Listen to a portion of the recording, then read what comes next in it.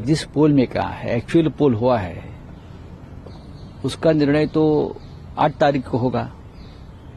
जिस पोल ने महाराष्ट्र में ये भी कहा था कि हम लोग जीत रहे हैं, महाविकास आघाड़ी जीत रही है। जिस पोल ने ये भी कहा था हरियाणा में कांग्रेस जीत रही है। अब देखेंगे 8 तारीख को लोगों ने वोट किया है। हमें विश्वास है कि बीजेपी दिल्ली नहीं जीतेगी और आप फिर एक बार सत्ता पर आएगी, हमारा विश्वास है। जमीन पर जो हमने पिक्चर देखा है वो अलग था। अब एग्जिट पोल में सबके ऊपर दबाव है सरकार का। खुलेआम यहां पैसे बांट रहे थे लोग, सड़क पर बीजेपी के लोग, हाँ, टेबल लगाकर पैसे बांट रहे थे। मैंने खुद देखा मेरे आंखों से। लेकिन न प्रशासन उसके ऊपर कोई एक्शन ले रहा था, न पुलिस ले रही थी। तो विश्वास बीजेपी को हो सकता है कि हमने ये सब कुछ कांड किया है तो हम जीत जाएंगे, लेकिन जनता ताकतवर है। 8 तारीख को हम देखेंगे क्या होता है। देखो, एग्जिट पोल मुझे तो कल रात को ही सुनाई पड़े थे, मैं जब लौट कर आया था। अगर आप एग्जिट पोल्स ही माने तो ठीक है, उनकी सरकार बन रही है। लेकिन मेरा ये फीलिंग है कि एग्जिट पोल जो है शायद आम आदमी पार्टी को उतना नहीं आंकड़े, ज्यादा कमजोर आंकड़े। मुझे नहीं लगता इतना खराब उनकी स्थिति रहेगी अगर जिस तरीके का ट्रेंड ये बताया जा रहा है। और ऑल्सो जो मुझे निराशा हुई है एग्जिट पोल से कम देख के, कि मुझे लगता है कि कांग्रेस को 17-18% वोट आराम से मिल रहा था। लोगों में जो रुझान था, क्या हम वो वोट नहीं ले पाए या उसको लेने में कमजोरी रह गई, ये हमें देखना चाहिए। लेकिन आम आदमी पार्टी एग्जिट पोल हमेशा आम आदमी पार्टी के प्रदर्शन को कम करके दिखाता है, जबकि पार्टी ने बेहतर प्रदर्शन किया है, जो आप कह रहे हैं। नहीं, वो ठीक है। वो देखिए, एग्जिट पोल कभी सही होते हैं, कभी गलत होते हैं। हरियाणा में भी हमने देखा, कई जगहों पे सही भी हो जाते हैं, कई जगहों पे गलत भी हो जाते हैं। तो एग्जिट पोल का ऐसा कुछ नहीं है। लेकिन अगर आप केवल एग्जिट पोल लें तो मैं उस पर अपनी प्रतिक्रिया कर रहा हूं कि भाई मुझे नहीं लगता है कि वो उतनी एक्यूरेट तस्वीर दिखा रहे हैं जो मुझे लगता है कि दिल्ली के चुनाव में रिजल्ट रहेगा। तो पर्सनली यू फील दैट कि बनिस्बत आम आदमी पार्टी ने बेहतर प्रदर्शन किया है? कहाँ कह सकता हूं। बाकी देखो, कुछ एग्जिट पोल उनको जिता भी रहे हैं, 2-4-5 ऐसे हैं जो बहुत अच्छे से जिता रहे हैं। तो अब एक तो और है ना कि अगर कोई जिता रहे हैं, कोई हरा रहे हैं, तो उसमें कहां सुई बैठती है देख लेंगे 8 तारीख को। परसेंटेज वोट का बहुत अच्छा अंदाजा नहीं मिला है कि परसेंटेज के हिसाब से कहां क्या बन रहा है। वो देखते हैं, जब आएगी रिजल्ट तब पता चल जाएगा। बीजेपी में प्रवेश वर्मा हो, सांसद योगेंद्र चंदोलिया हो, सब कॉन्फिडेंट है कि भ्रष्ट सरकार को हमने हरा दिया, भाजपा जीत रही है, जी नहीं तो ठीक है। हर आदमी कॉन्फिडेंस होगा, हर आदमी कॉन्फिडेंस दिखाएगा। 8 को पता चलता है। अभी तो कोई अटकलें लगाने का कोई मतलब नहीं है भाई। आज 6 है, 7 है, परसों हो ही जाएगा। शायद इस समय तक दिल्ली में इतनी बड़ी कॉन्स्टिट्यूंसी नहीं है, 10-10:30 तक पता ही चल जाएगा कौन सरकार बना रहा है। इंडिया गठबंधन के नेता संजय राउत ने कहा अरविंद केजरीवाल के काम दिल्ली विधानसभा उन्हें जीतना चाहिए, जबकि भाजपा ने जनबल और धनबल का पूरा इस्तेमाल किया चुनाव में। ठीक है, संजय राउत साहब को शायद दिल्ली का बहुत ज्ञान नहीं है। धनबल और पैसे का बल कोई आम आदमी पार्टी ने कम नहीं इस्तेमाल किया है। संजय जी की अपनी ओपिनियन होगी। हम इतना कहते हैं कि इस चुनाव ने दोनों के चेहरे से नकाब हटा दिया है, भारतीय जनता पार्टी या आम आदमी पार्टी। जिस तरह सत्ता का नग्न तांडव हुआ, जिस तरह से पैसे बांटे गए, ऐसे जो आरोप लगे, ये चुनाव की निष्पक्षता को प्रभावित करते हैं। जो भी दिया जा रहा है, लोगों के रिपोर्ट आई हैं, जो सर्वे हुए हैं, मैं उस पर पूरी तरह विश्वास नहीं करता।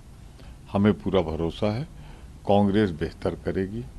और इन दोनों पार्टियों ने जिस तरह पर्यावरण पे जहरीली हवा, जहरीला पानी जमुना का, खराब टूटी सड़कें, तो उस पर जनादेश इन दोनों के खिलाफ आएगा और कांग्रेस बहुत अच्छा परफॉर्म करेगी। तो संजय राउत ने बयान दिया है कि इस बार आम आदमी पार्टी को जीतना चाहिए, और इस बार उन्होंने ये भी आरोप लगाया कि बीजेपी ने मनी डिस्ट्रीब्यूशन काफी ज्यादा किया है, तो आम आदमी पार्टी को जीतना चाहिए। दोनों तरफ से खबरें आ रही हैं कि भाजपा ने भी और आम आदमी पार्टी ने भी पैसे बांटे हैं।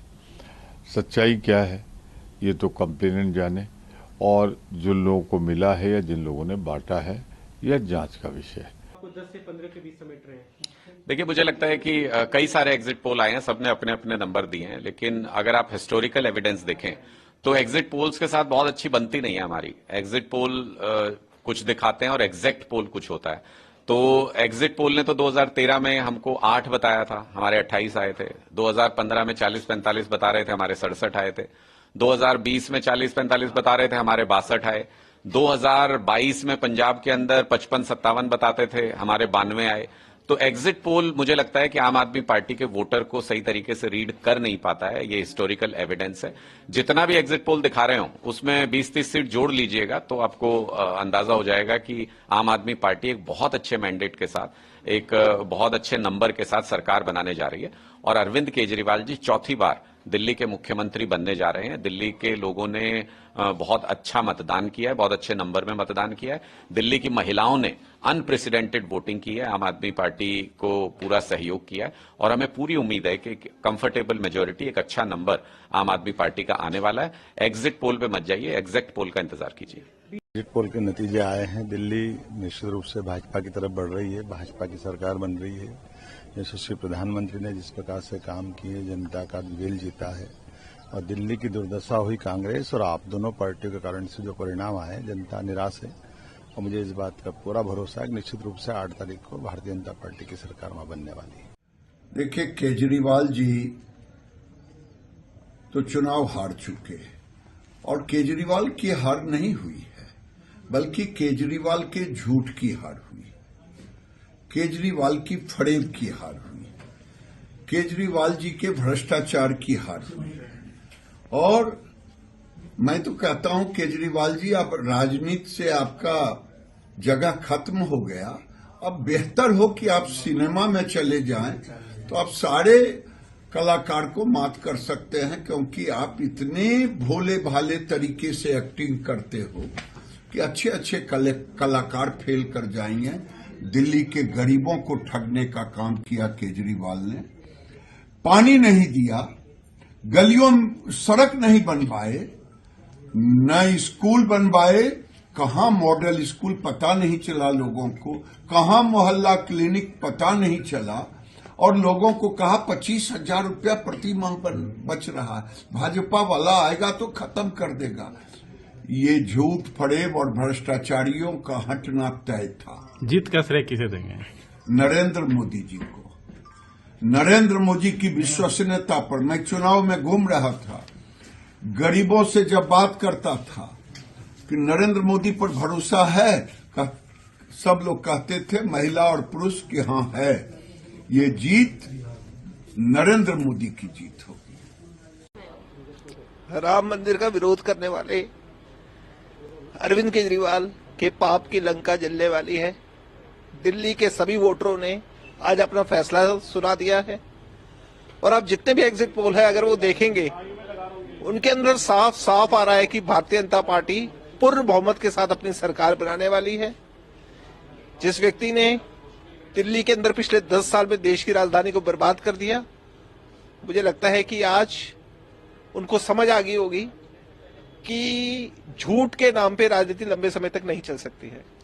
दिल्ली का जो अरविंद केजरीवाल जी, आपको लगता है कि परवेश वर्मा अरविंद केजरीवाल को डिफीट कर पाएंगे? निश्चित रूप से कर पाएंगे। और आपको ध्यान होगा कि अमित शाह जी ने, हमारे देश के गृह मंत्री जी ने अपने भाषण में भी कहा था कि परवेश वर्मा जी से कहा गया था कि वो अपनी पूर्व लोकसभा में किसी भी सेफ सीट से अगर चाहे तो लड़ सकते हैं, लेकिन ये परवेश जी का खुद का फैसला था कि मैं अगर लड़ूंगा तो दिल्ली के मुख्यमंत्री, पूर्व मुख्यमंत्री अरविंद केजरीवाल के खिलाफ लड़ूंगा, उसको परास्त करूंगा।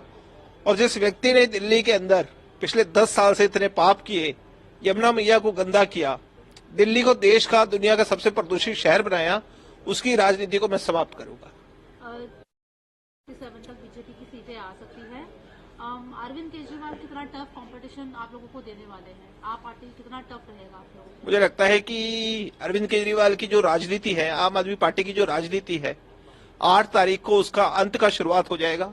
दिल्ली के अंदर उनकी सरकार जाते ही मुझे लगता है कि पंजाब के अंदर भी उनकी सरकार ज्यादा समय तक रहने नहीं वाली, क्योंकि उनके बहुत से विधायक हैं